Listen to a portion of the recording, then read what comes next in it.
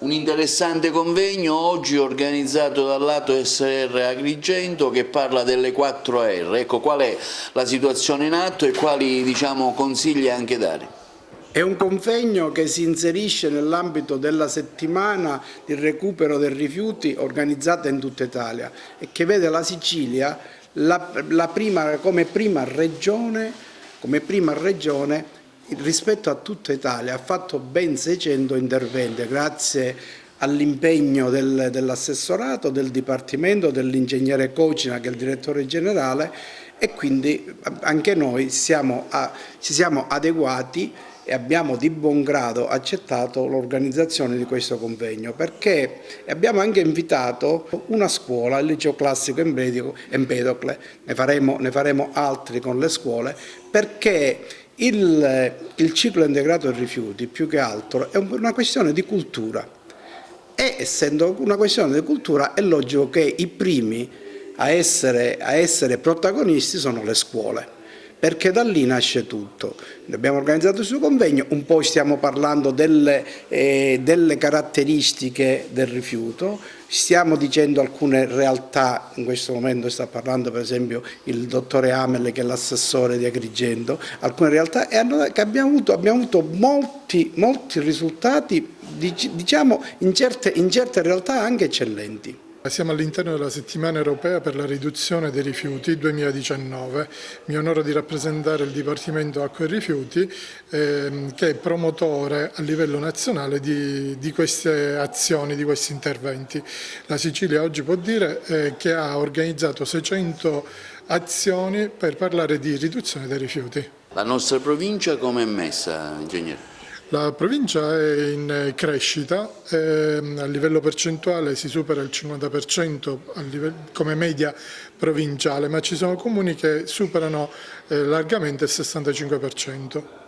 C'è ancora spesso un problema per l'umido, vediamo che spesso anche noi cittadini abbiamo delle difficoltà perché vengono bloccati i conferimenti in discarica. Sì, diciamo che la grande produzione dell'umido che copre il 40% del rifiuto, fa sì che c'è un grande bisogno di impianti e questo è una delle necessità che la provincia ha e deve risolvere progettando e pensando degli impianti di compostaggio. Un'iniziativa sicuramente interessante che vede anche la presenza di tanti alunni dell'Istituto Empedocle. Ecco, quali sono le argomentazioni che oggi tratterete? Allora, oggi facciamo il punto sulla raccolta differenziata nell'ambito territoriale ottimale Agrigento Est, che sta dando buoni frutti. In quasi tutti i comuni è iniziata la raccolta porta a porta. Adesso il problema principale è continuare a fare e ad avere una buona qualità dei rifiuti raccolti prodotti, perché così possono essere riavviati al recupero. Questo è il contenuto delle cosiddette 4R. E quindi recupero, riciclo.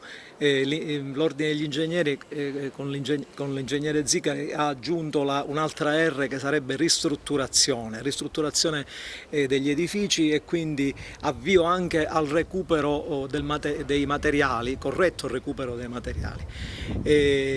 La scommessa più importante è la realizzazione di nuovi impianti che possano trattare i rifiuti recuperati, che siano costruiti vicino alla produzione dei rifiuti. Quindi nella nostra provincia, che in atto è veramente carente dell'impiantistica, la SRR ha in corso 2 progetti per la lavorazione e il recupero del materiale umido e del cosiddetti impianti di compostaggio. Uno è previsto nell'area industriale di Ravanusa, un altro è previsto nell'area industriale di Casteltermini.